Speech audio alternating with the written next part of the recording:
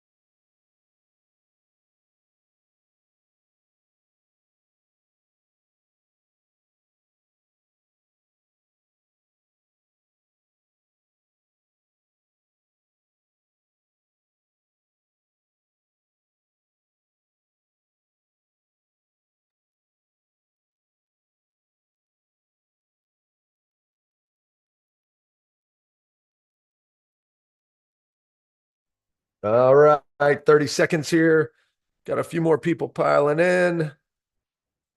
Yes, I can. I do believe that Chad would ask you, some of you guys, for a full report. Um, I'll bring everything I got. Try to bring all the energy. I am coming back from a 4-day cheer comp in Dallas, so uh, I'm all kinds of exhausted and tired. Got in late last night, but I've conserved every ounce of energy that I have for this moment today. Nothing else is going to get any of my energy, just this today. So we'll see what I got left here. Right. Today, how to clean up your book of business. We've gone through these concepts before.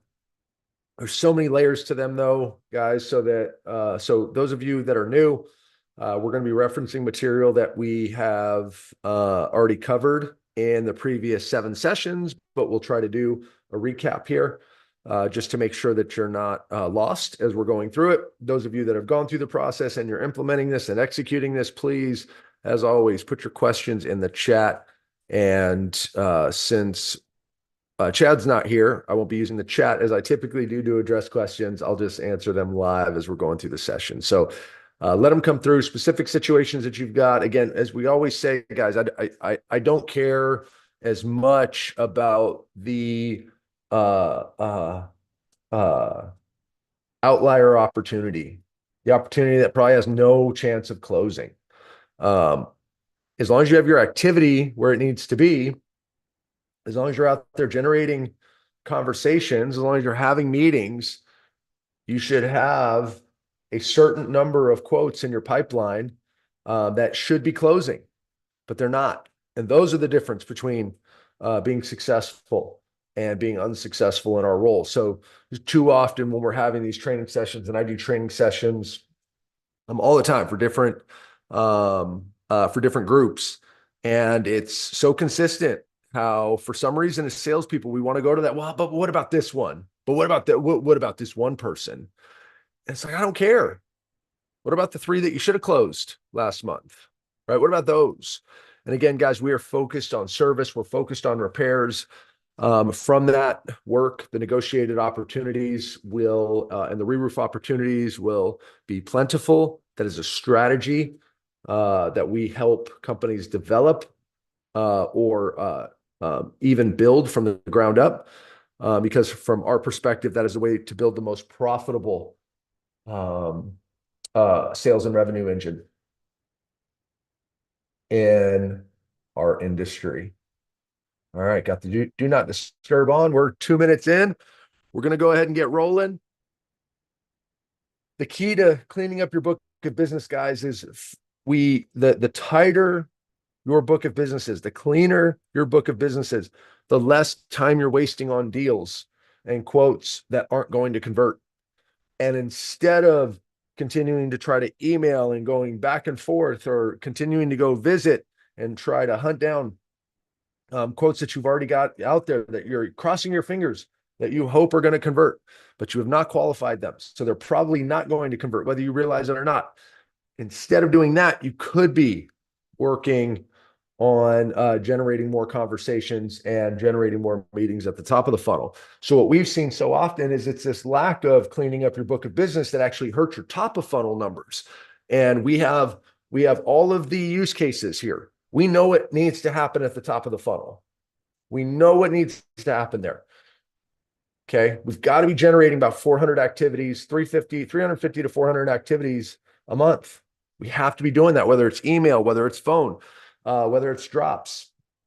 It needs to be a blend of all 3.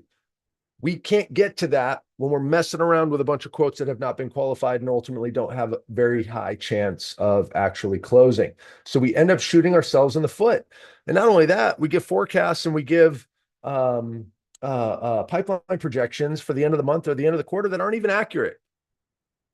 And then the owner or our leader gets frustrated. Our morale goes down. We get frustrated. It's a lose-lose situation. Okay. So we're going to teach you guys how to go through and evaluate this effectively. How do you clean up your book of business in a very methodical way? All right. So I am David Bonney on the screen now. Chad Westbrook. He is my counterpart in these meetings typically, but he is a B2B sales and service expert. He's been in the industry for the last 15 years, building service divisions from the ground up. And he's done it across the regional level, the national level, and everything in between. And the guy has more real experience and real results than anybody that I've worked with in the commercial roofing industry. It's not a bunch of philosophy. It's not a bunch of talk. It is real freaking results that have happened at multiple companies with multiple reps, multiple situations. And it's those real world results that we're really focused on. We're not out here to go create this methodology and go give you guys a bunch of stuff that sounds good, but has not been tested. This stuff has been tested and continues to get tested with our portfolio of clients every single day, every single week, every single month, as we're tracking their activity, as we're tracking their conversion rates, as we're deploying new strategies, as we're watching their conversion rates increase. I mean, these are 7- and 8-figure strategies that we're giving you guys here based on his experience and mine. I'm David Bonney, founder of 45. My background comes from the fast start software world, where private equity pours in tens of millions of dollars to help you grow as fast as possible. And if you're growing 60, 70, 80% a year, you're losing. The last company that I was with, we went from 5, it was really 3, up to 100 million. Our valuation was just under $1 billion. They consider that a unicorn when it's at that $1 billion level. when I left, and I saw that entire ride, and contributed to it heavily at every stage of the revenue cycle. Since I left, I've worked in the commercial roofing industry as a fractional sales VP. I've worked as a consultant and an advisor for companies. It's through all of that work that I met Chad and we linked up. And again, guys, we're taking the stuff from, I've written a couple of books, More Sales, Bigger Impact, The Perfect Buyer's Journey. All this stuff is out there. We're taking that stuff and we're deploying it all the time. Okay, this stuff is actually being used on a daily basis and is working, and it's working, and it's being refined, and it's working, and it's being refined even more, and it's being and it's working. And you guys are getting the results of that refinement that's been happening for me over the course of 15 years, Chad as well. So you've got 30 plus years of combined experience here. So as we look at cleaning up our book of business, the first thing that we have to understand is when our buyers are coming in to the sales process, what is their actual intention? We need to understand what their intention is if we're going to understand if they're actually qualified at the end of the sales process. But more importantly, we need to understand what their intention is so that we can qualify them during the sales process. And we cannot be afraid, we should not be afraid of pushing back if the buyer's intention here starts to show some cracks. Okay. So what is their intention when they're entering in the process? Well, they intend to find a solution. Why else would they be looking to buy something? They intend to find a solution, and hopefully the best solution to solve the actual problems. They don't know what the problems are, right? If they did, they'd probably already be solved. They're not experts in this area. Okay, they intend to find a solution, hopefully the best solution to solve the actual problems, causing them enough pain. Okay. In business, we have a lot of problems. There's never not a problem in a business. I just want you guys to understand that, whether it's in your business or the business of your customers, clients, and prospects. There is never not a problem. There is always a problem to be solved. Okay, so the problem that they're looking to solve when they're looking to find the best solution, that needs to be causing enough pain to make it in the list of problems that they're actually going to put resources towards. Every business has 5, 10, 15, 20 problems, depending on what level of detail you want to get down to, but they only have resources to solve 1, 2, 3, 4, 5 of them. They can't solve all their problems, but they're either consciously or more often subconsciously prioritizing those problems, and the most painful problems are getting their resources. Now, in addition to that, not only are these problems causing enough pain, but they're also keeping them from important outcomes. Are those outcomes important enough? So now it's the combination of those two. Are they causing enough pain, and are they keeping them from important enough business outcomes? The things that they actually need to solve for. If that is happening, if we can unpack those two things, then we will find people, we will be clear whether or not we're dealing with people that need to prioritize this in the top 1, 2, or 3 of problems that they're going to put resources towards. Okay. But this is the buyer's intent. Now, the great thing about this, while everybody else is out there slinging their crap, dude, like just pitching, grabbing spaghetti, throwing it up against the wall, you can come in with a different intention. And that's why we're not salespeople, we're trusted advisors. The trusted advisor's intention is we intend to help them find that solution. We want to help them find that solution to solve the actual problems causing them enough pain and keeping them from important outcomes.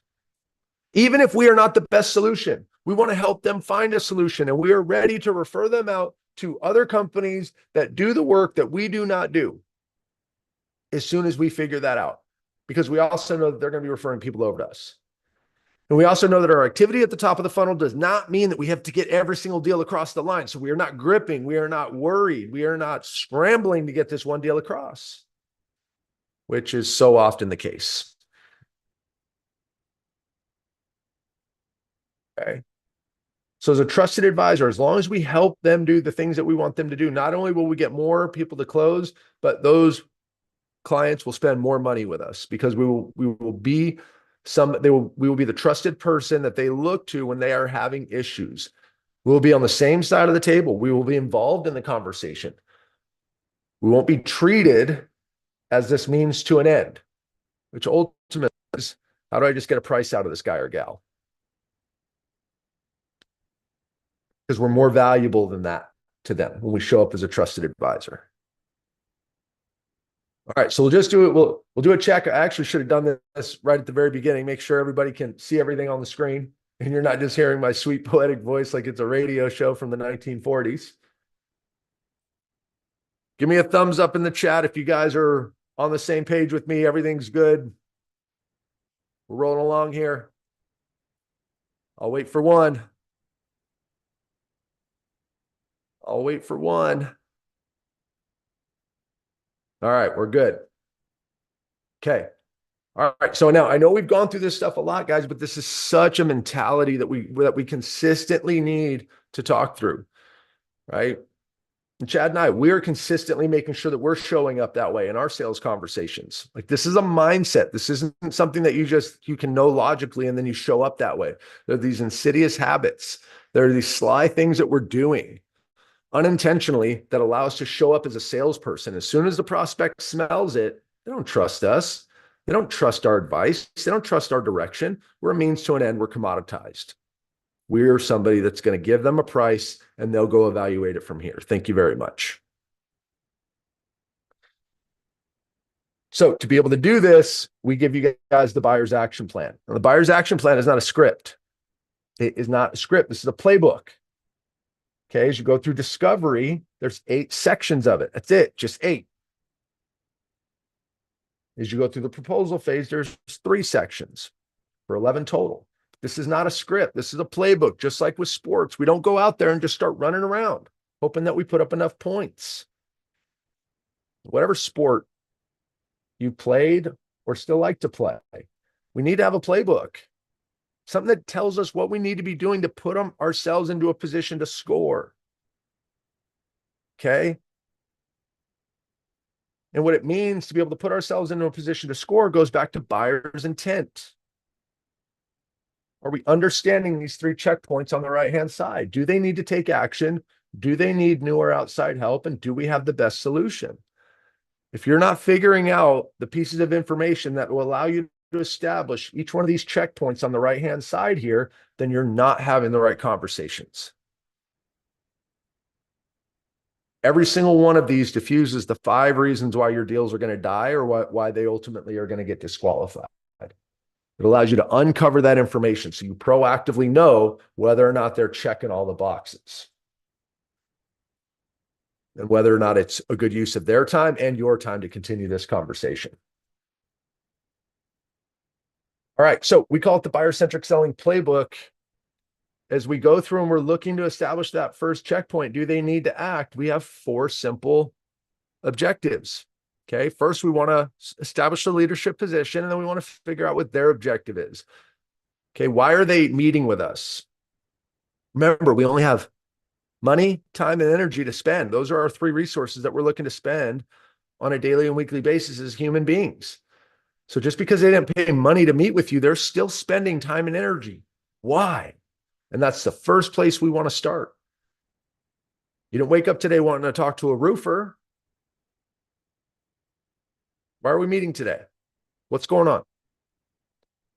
Now, specifically speaking, we want you guys to ask if they have a problem they're trying to solve or a goal that they're trying to achieve, and that will get them targeted. It will get them right to the point of information. It will ensure that they don't go rambling on about nonsense, and you'll get the answer that you need to move on to the next step so that you can figure out ultimately if they need to take action.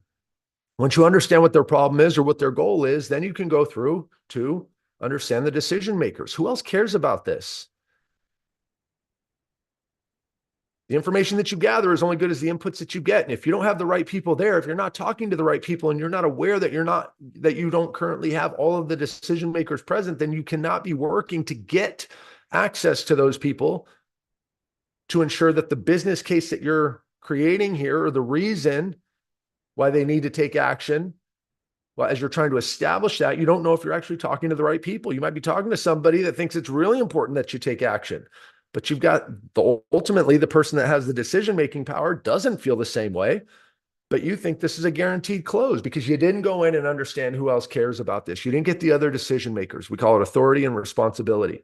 Who's responsible for solving the problem? Who has the authority on how this problem is going to get solved or if it gets solved? Okay.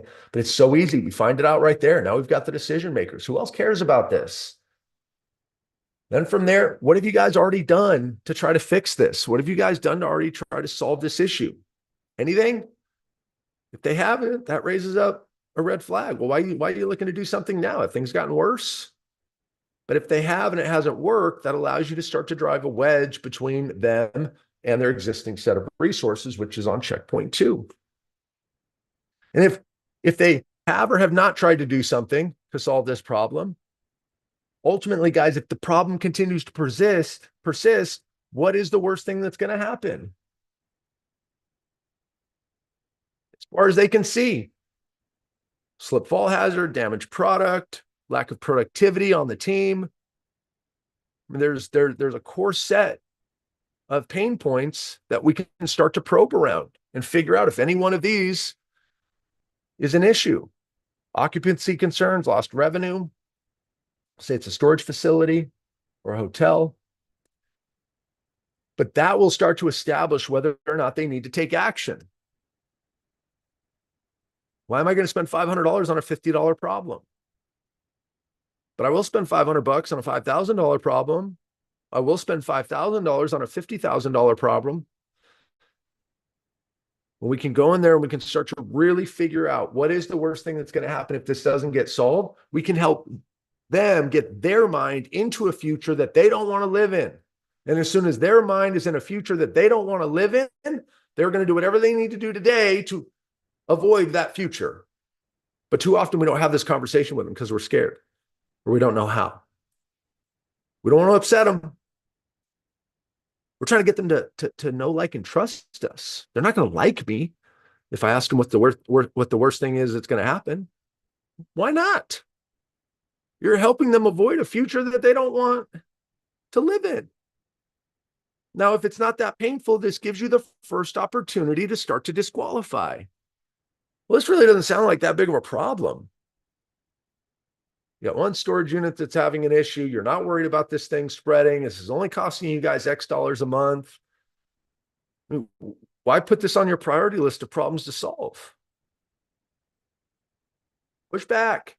Again, though, they're meeting with you for a reason. Most of the time, they're going to push back against you. Well, this is why. Well, great. Okay, I just needed the answer. Sometimes they will say, it's a good point. I don't know. This really doesn't seem like that big of an issue. I just wanted to see if we get a price, just to see if it's something that we want to take care of this month. Okay, great. Then you can figure out whether or not you want to send them over a quote, or you can tell them, hey, well, that's not really what we do. We're looking for partnerships. We're looking to really establish a relationship with companies. We're not looking to just do kind of one-off jobs. We're going to be more expensive probably based on our quality of work. So it'd probably be better if you got quotes from different companies. Whichever way you want to take it, it doesn't matter. That's not what today's session is about. Today's session is about you getting the information that allows you to clean up your book of business, that allows you to clear out these quotes that we're never going to close, specifically speaking, because the pain is not bad enough for them to be able to spend money, time, and energy solving it. Okay.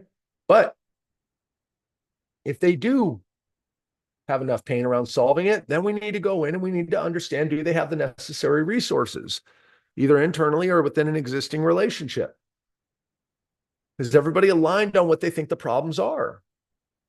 Have you had anybody else out to look at this? What are they saying? What are they recommending? Do you agree with that?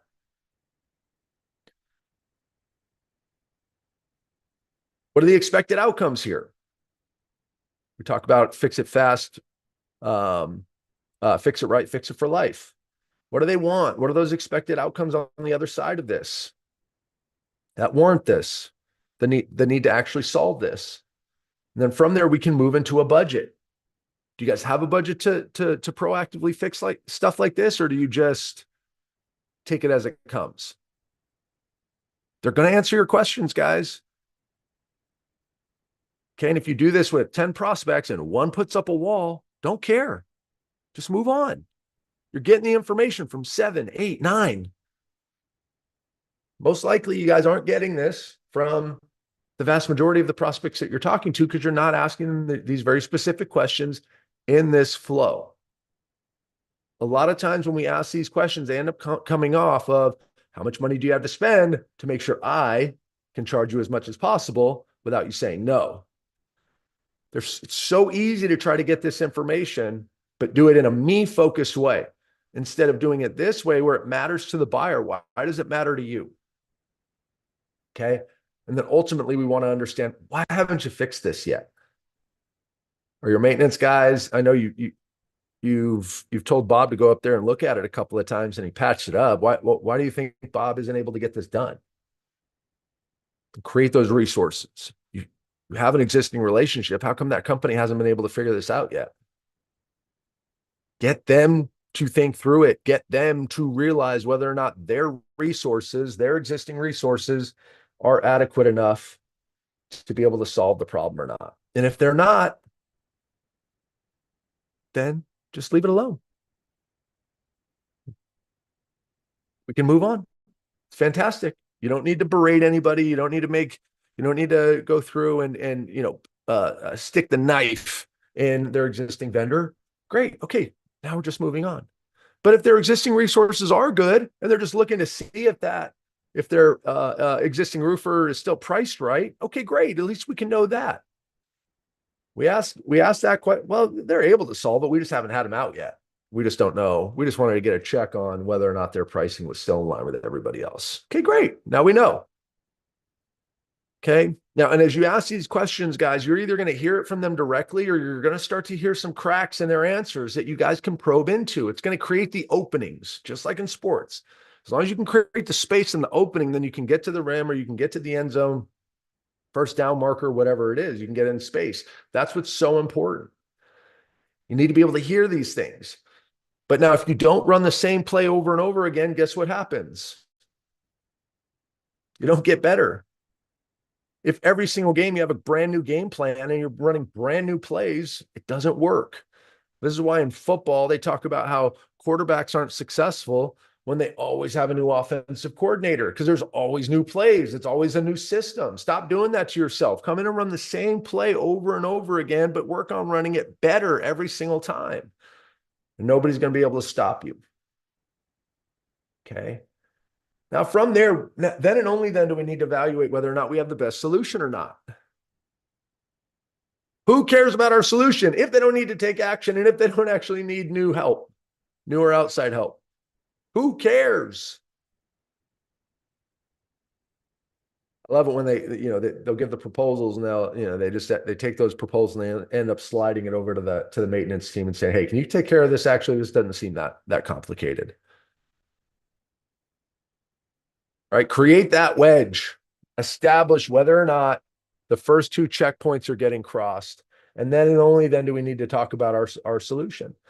But the key to talking about our solution is making sure that they understand that we have proven results, because unless they understand that we have proven results out there, we have a history of solving the problems that they're dealing with, then and only then are they going to listen to us. But so often we just go right into everything that we found.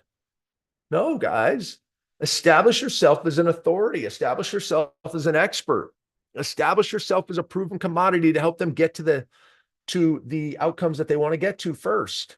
Then they'll listen to you more. Then when you're talking about your solution, we don't want to talk about a bunch of roofing jargon. We want to generalize our solution a little bit more. We want to have a section where we talk about what it is that we do in a 3-section format. We've taken you guys through that before. We want it to be super crystal clear and talking about the things that they care about, not about scuppers, not about seams. They don't care about any of that crap. They just want their problem solved. They just want peace of mind. And then from there, we get them thinking in the future, delivery and timelines. We paint a very beautiful picture about here's how life is going to be when you're hanging out with us. When you're working with us, this thing is going to be seamless. It's going to be fantastic. This is what we're going to do. This is when we're going to do it. This is the value you're going to get from it. And then we're going to hit that, right? When we hit those timelines, And as salespeople, we're following up with them. Hey, how'd everything go? Everything good? Everything clean? Our guys show up on time? If not, we can go fix it. But if so, guess what? We're going to get more work. We're going to improve that relationship. And that account is going to be worth more to us over the course of that year. It's not a throw over a quote. I hope they convert. And then I hope they buy more from us. We're not hoping, guys. We're creating a strategic model that creates those outcomes. This is a proven, systematic process to be able to create those outcomes. Now, what is all this born from? This is all reverse engineered, guys. This isn't like just the random things that we put together. All of this is reverse engineered. It's all reverse engineered from the core reasons your sales are dying. We call them the 5 fatalities. Those of you that have been with us, you've seen the 5 fatalities. We'll go a little bit deeper into them here today. Those of you that are new to the crew, these 5 reasons, if we know why our deals die and what the 5 reasons are that we'll show you here, we know those, guess what? We can prevent them. That's all this is. Think about it from a health perspective. We know all the things that could kill us as human beings. What do? We actively do the things that prevent that from happening. Not a lot of smokers in the world today. I know there's some vapors out there still. But smoking has gone down a ton. Why? Because everybody figured out it killed you. Lung cancer, all that stuff. And I'm sure there's some theories out there that it wasn't actually the cigarettes and all the conspiracies on TikTok. I don't care about any of that. I'm just giving you guys a general example to go off of. If we can understand what's killing our deals, and we're better equipped to save it, or we're better to understand that the deal is dead and we can let it go and keep our book of business clean. Okay. So we're going to go into how to properly disqualify your opportunities. What are you bumping it up against? You're going through, you're running the buyer-centric playbook, focused on the buyer. You're asking questions that matter to them. You're getting answers that matter to them. You're building a business case for them so they can make the best decision for them. And you're the one that's by their side the whole time, which makes them want to pick you even more. As you go through and do that, well, how do we actually weave the 5 fatalities in here to properly disqualify your opportunities? Now, we try to go off facts. And I know as salespeople can get really emotional. I know we get in our feels a lot. Guys, it's facts over feelings. I don't care if you feel like this opportunity is a sure thing. I just don't care. I need the facts. I need to understand it. I need the information. You guys need the information. Facts over feelings. That is going to allow you to properly disqualify your opportunities. And we're going to use the 5 fatalities up against it. All right. So let's go into the first fatality. The first fatality is timing. Okay. Timing is a belief that it's not the right time to invest or that other priorities take precedence, like we talked about before. They're not going to get past milestone 1 or checkpoint 1. Is this important enough to solve? If it's just not the right time, this could be a really bad situation. But if the business is facing bankruptcy, that's a much bigger problem. And they're not going to do anything about it. And I understand that's extreme. But you guys have to understand how important is this and how does that problem then rank with the other priorities that they're putting resources towards? They can't solve all their problems, guys. If this isn't the right time, that's fine. We can call a spade, but do not form your own conclusion. One of my great buddies has said, you don't ever spend another man's money. That's some sage advice right there. That's like some, I live here in Tennessee. That's like something that they would pass down from generation to generation. Don't spend another man's money, right? Well, also at the same time, don't make assumptions on whether or not something is painful enough. Ask the questions. And as long as you do it in the framework that we're talking about here, it's not going to feel awkward. Okay, but timing is the first fatality that you have to butt this up against. And if it's not, we can call a spade a spade. It sounds like you guys have other pressing issues going on. If this does get worse and you guys do need to solve it, please give me a call. We can pick up the conversation right where we left off. Holy crap. Who do I want to work with? I want to work with the person that prioritized me over their quota. Right? Now, again, guys, that allows me to go find other opportunities. That's great for me. I can let this one go. I can move on. I can spend my time elsewhere. But also, I've left a very, I've created a very, very good experience for that prospect.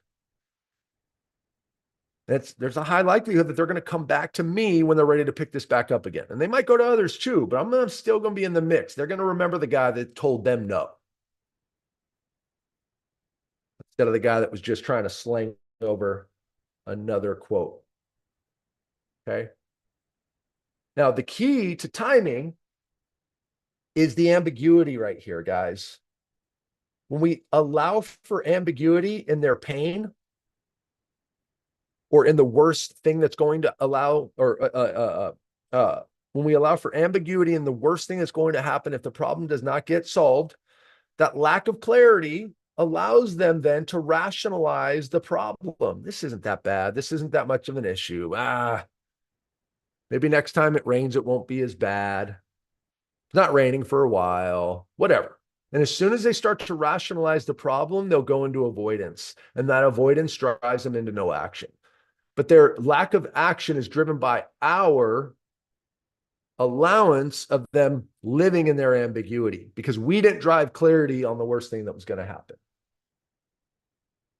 Okay, the cycle here is huge. This is killing so many of your deals. Again, because what we found with all the reps that we've worked with over the years, it's either because you don't know how to get to their pain, which the buyer's action plan showed you exactly how to do, or you're just too scared to ask those questions. You're too scared to probe. You're that advocate that wants the conversation to be all upbeat and exciting. Well, upbeat and exciting doesn't get people to buy stuff. Pain does. People buy it more on pain than they do on gain. It's like 75-25, guys. It's not even close. Okay. So timing is a big deal. Now, if we can see that timing is ultimately going to be the thing, it's not our job to close everybody. If timing is ultimately going to kill this deal and we see it early on, great, disqualify the opportunity. Let's talk at a later date. All right, fatality 2, competition, a perceived superiority of another option, speed, pricing, or feature set. And a lot of times it's an internal option. Their internal team, again, their maintenance team, something like that.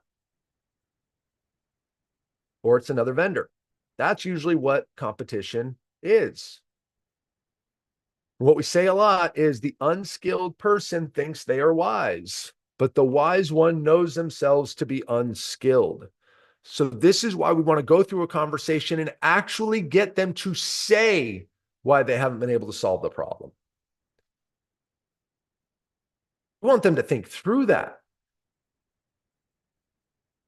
We want them to search for those answers. They might not be fully aware in the moment. They're just moving. They're just trying to solve the next problem. Make them sit there and think about it. Again, based on the buyer's action plan. How come you guys haven't been able to solve this so far? What are other people recommending? What do you like? What do you not like? Whatever it is. But too many people just continue to use their existing resources because the devil you know is better than the devil that you don't know. They do it just because they think it's the better option. But it's because they are unskilled that they don't understand that. We need to be able to bring up their level of skill. That is where the trusted advisor comes from. That's where we need to allow them to see the error in their resources. Okay, and we can do that at multiple points. But don't expect them to see it because they are incompetent. Our prospects are always incompetent. We are all incompetent in the areas where we experience the most pain. Always. You guys too. Everybody on here, you're incompetent in the areas where you're experiencing the most pain. Your prospects are incompetent in the areas that they're experiencing the most pain, because if we were competent in that area, we would never allow it to get so bad that it would be painful. So it's because they're not experts at the roof. It's because they've probably never even been on their roof before. They don't know what the hell is going on. They just know this thing is leaking. They know bad things are happening and they just want it fixed. They don't know what the hell is going on. It's another reason why our deep jargon doesn't work, because they're not competent. Okay, but we need to allow them to see. Now, if they ultimately do feel like their existing resources are adequate to be able to solve the problem, great. Again, call a spade a spade. If for some reason your existing roofer continues to have problems with this, if they just can't figure it out, we do specialize in this area. We are very good at it. Go ahead and reach back out and let me know. Or you can email 2 weeks later. Hey, were they able to get it figured out? Were they able to get it solved for you? And again, if they can't, you're going to be at the top of their list. But if you don't figure this out, you're again going to be slinging quotes out there to people that never had any intention of using your company or moving forward. And you're going to have a bloated book of business that's going to create bad projections and ultimately waste your time. All right, third fatality, price. Prospects may feel your offering is too expensive or beyond their budget. Too expensive in comparison to what? Especially with a building, guys, this problem is going to cost them. Either way. One of the questions that we love to ask is, what happens if this doesn't get fixed right the first time at that section, right? What's the worst thing that happens if this thing doesn't get fixed? Da, da, da, da, da. Okay, well, what's the worst thing that's going to happen if this doesn't get fixed right the first time? We know they're going to solve it. Well, what if you go low cost? What if you cut corners? You just get somebody to go up there and throw a duct tape patch job on this thing. Let's think through it. What's going to happen? Is this going to create more problems? Is it going to keep you from a goal? Do they need to be educated on what's going to happen when sustained water is coming through their roof and into their walls? This is going to cost them either way. But if we can help them understand the cost of it not getting fixed or the cost of it not getting fixed right, then we have proper context on the price of our solution and the price of our service.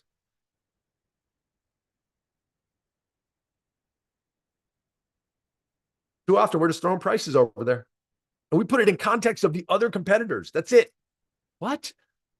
You can't sell on price, guys. You got to sell on value. And I know a lot of people out there say that, sell on value, sell on value. What the hell does that mean? We're telling you exactly what that means. And again, within the buyer's action plan, where you're asking the questions that will get you to this information. Okay. But in the absence of information, people will make up their own.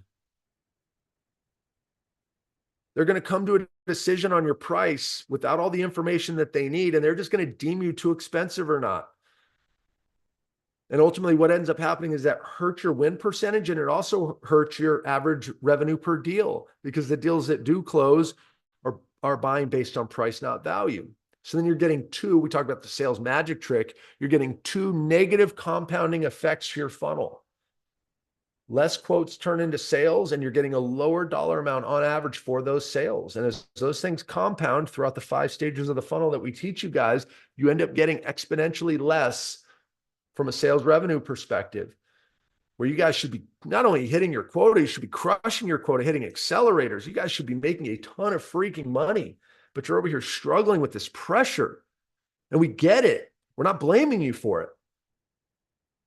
We're giving you guys the tools to go eliminate it.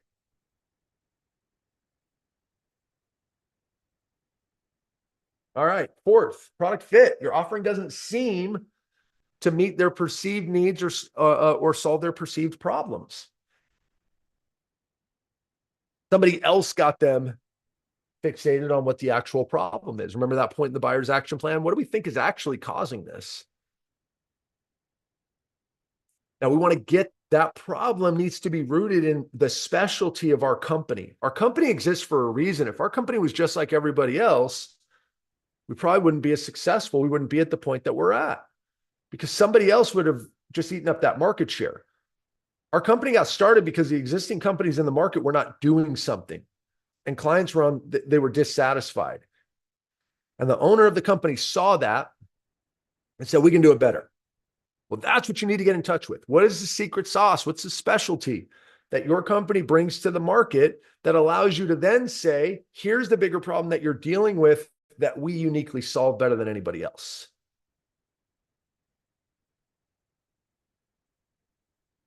Because when we can do that, then we can get them aligned to the bigger problem and not just a surface level problem that requires a low-cost solution to fix, but it's going to then bring back, the issue is going to come back later on.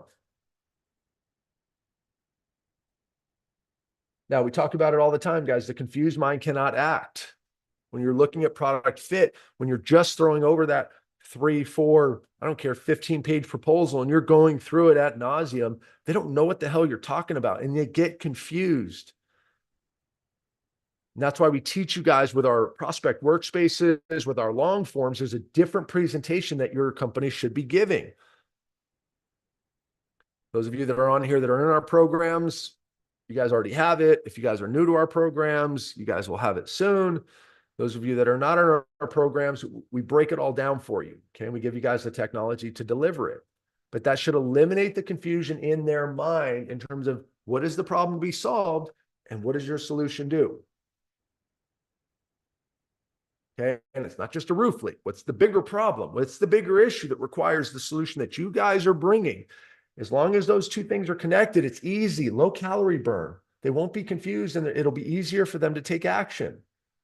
But if we're confusing the hell out of them and they don't understand why we're doing what we're doing, we can back up at this point. We don't need to necessarily, the hope is that we don't disqualify them because of this, but we get their questions answered. Most of the time they think our solution is too bloated and too expensive. Why do we need to do all that? It doesn't seem that complicated. These other guys just said that they can go up there and do X, not XYZ. They can just go up there and do this and it'll all be done. You guys are just trying to charge me more. No, it's because we didn't get aligned to the bigger problem. We can't just do X. We need to do Y, and Z for a very specific reason. All right. Fifth, fatality, trust, skepticism about the salesperson or the company's credibility. Our past is the greatest predictor of our future, guys. The biggest thing with trust. And we've done blind observations with new clients. I mean, we've with people that we know in the industry, we'll just go shadow their reps. We'll just go see what they're either doing on the phone or what they're doing in person when they're doing their presentations.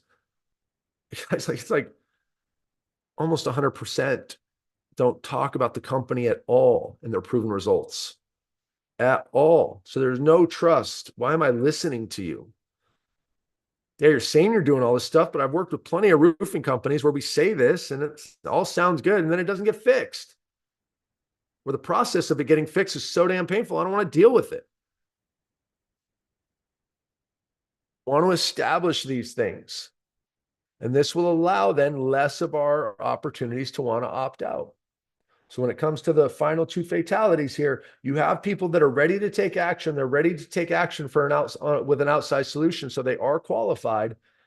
As long as we have the best solution there, as long as we check these two boxes, they should be good to go. But because we don't check these two boxes, they're going to take action. They're going to take action with an outside solution, and they end up choosing somebody else. It wasn't based on price. It was based on product fit, and it was based on trust. They thought somebody had a better solution because, again, it's going to cost them either way. Or they thought somebody else had a more trusted solution. They weren't going to have to worry about it.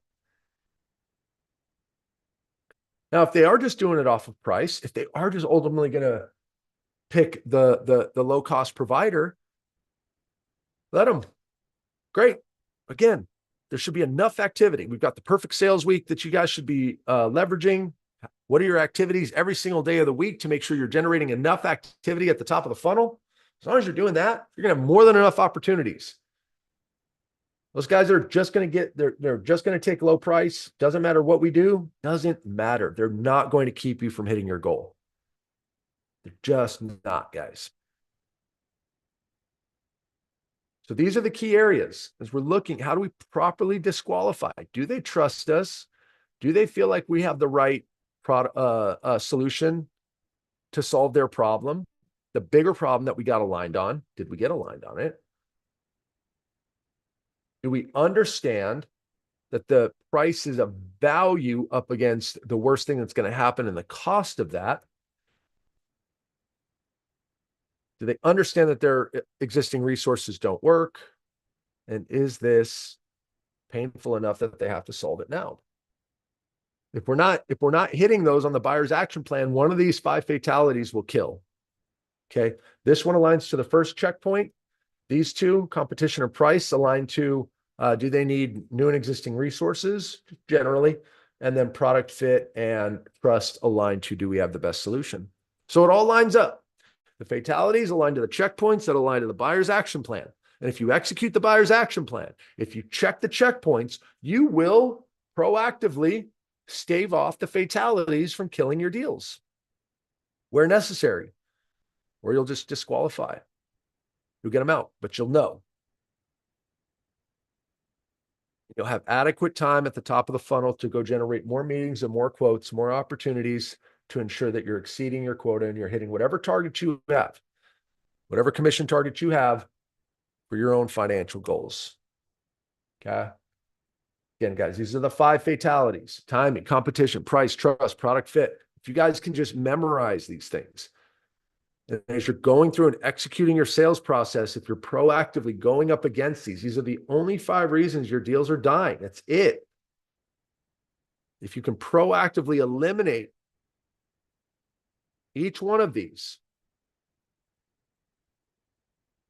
then you'll be disqualifying the deals that don't need to be there. You can call a spade with somebody and you can just move on. Or you're going to be moving them on with confidence. Such a big deal. All right. All right. So that's what we have. Without Chad here, I'm much more efficient, guys. Tell you what, very, very efficient. We're going to get out of here early today. It's magical. But what questions do you guys have about any of this? We want to keep a clean pipeline. The key to doing that is going through proper discovery and diagnosis. Call it the 4D sales process for those on here that are new. Discovery, diagnosis, demonstration, decision. If we go through the right conversation during discovery and diagnosis and we pull the right information, they will or will not pass each one of the checkpoints. And if they don't pass one of the checkpoints, it's for one of these 5 reasons. And it's okay. We're never going to close 100%. You should not. If you're closing at 100%, you're not generating enough opportunities. Okay. But you can apply whatever fatality is driving it and you can move on. Now, the other great thing about fatalities is you can improve things, right? Like, what do they do in our family? Go through and do a DNA test. We find out that, heart disease is prevalent in your family. Great. I know heart disease kills my family more than any other fatality. As an example. True for my family, by the way. All right. Now I can go actively try to ensure that I'm doing things that prevent heart disease in me. I can go research that. I can go do things. Same thing here. You can go through your funnel. You can look at your quotes. You can look at the fatalities that are killing most of your deals, and you can start to see, where do I need to improve? Where do I need to improve my execution? I'm losing a lot of deals from what we have the fatality decision tree that we've taken you guys through. That'll show you, based on just a set of questions, which fatality actually caused your deal to die. It's trust. Man, how do I improve trust? Okay. Oh, I need to go look at what is my proven history here. What stats are we giving? What social proof are we giving? As long as we do that, as long as we're giving social proof, as long as we're giving them the things that they want, then trust will improve. And that fatality killing our deals will reduce, and we'll win more of our deals. This is all, again, all very systematic, guys. This is all so objective. This isn't your typical sales training, guys. We're not just going to go through and give you a bunch of one-liners to go through and convince people to do the thing that you want them to do. You build a case, you get questions answered, you establish checkpoints or you don't establish checkpoints, you qualify or disqualify it, and you move on. All right. So, I think more needs to be discussed when we talk about the person being present. Sometimes there have to be, become more than one person that you develop a trust decision maker. Sometimes first decision is it will allow you to get through the gate. Like, Last week, I met with our property manager who has to take the decision above her, but she trusts me. Yep. Yeah. So this goes back to the decision makers. Who else cares about this? Who else are we going through this process with, guys? As long as you get those people and you understand, another great question that we love to ask is how do you guys go about purchasing something like this? And then you can get all the levels that they have to go through, all the little groups that need to have their say on it, all the red tape. You get all that figured out. Okay, great. So I'm going to go through and I'm going to do discovery right here and diagnosis with this person, but that then needs to lead me to get to this person. And now how they buy that thing is the person that I'm talking to either they have the authority to make the decision. They just need to tell that person and get alignment. So they're basically my throughput. They're my advocate, or they're just the gatekeeper. So they just keep out all the time wasters. And if that person can advance me to the person with authority and responsibility, then I can take that information in that I got from the gatekeeper, and I can leverage that to have a much more expedited conversation with the person in authority. Again, with our workspaces and our recaps and the beautiful way that we put all this stuff together with our workspaces, we can ensure that that decision maker has access to this information. We're putting them in a position to edit. But those layers are there, guys. Such a great point in the chat, guys, with that question. But too often you don't know that extra layer is there. I remember the best rep that we've got in our programs will probably do 2.5 to 3 million in just service alone this year. There's no re-roofs, no capital projects, nothing hard bid. Just in service, we'll do 2.5 to 3, and we'll probably do another 1.5 in re-roof. This was early on. We were going through doing some pipeline review stuff, and a big deal that was supposed to close. Supposed to close by the end of the quarter. We thought it was all wrapped up. He was going to hit his quarter. Everything was going to be great right in the very beginning. He said, "Oh man," they had to take it to the board. Board meeting isn't till, I think then it was like middle of April or something. I was like, "Oh, what happened? Did you ask the question?" "No, I didn't ask it because of this," right? We always have reasons on why we don't ask questions. But if he just would have asked a question, if he understood how they bought, he would have known that board meeting was a part of the process. He would have been able to understand when the board meeting was, and he would have put that in his April projection. And he would have done that in February. And in February and March, he would have been working to replace that. He would have been working to ensure that he was still in a position to be able to hit his quota. But because we don't ask these questions, we have these gaps and we end up shooting ourselves in the foot. And it's so unfortunate. I love each and every one of you guys here. All of you guys. I want the freaking best for you. If you guys have been here on other sessions, you guys understand why. Because guys, like, sales changed my life.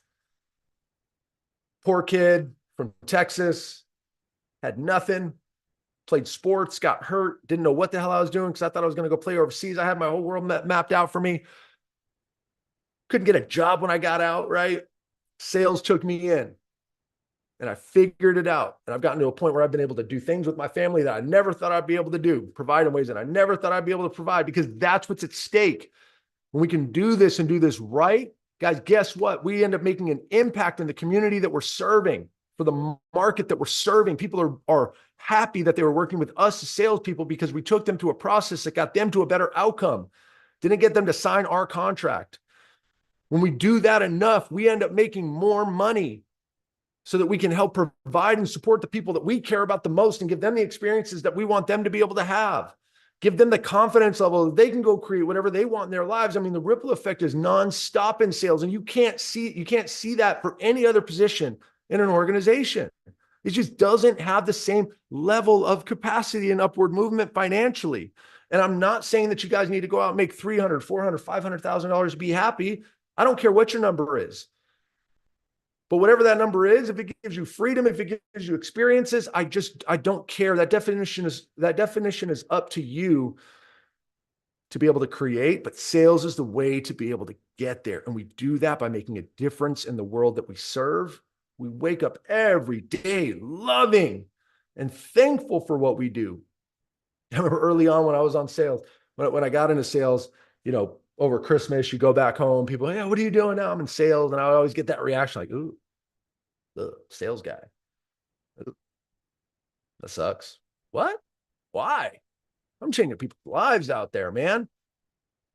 I'm helping them be better. I'm helping them create better realities, and I'm making more money. You guys think I'm this used car salesman that I'm pushing people to do things that they don't want to do. No, no, no. I'm a trusted advisor, right? When we can wake up every day on fire about the impact that we're having on the world. Holy crap. And that impact can create infinite amount of opportunities for us and those that we love. We're doing the right stuff. All right, that's it. Going to give you guys 4 minutes back.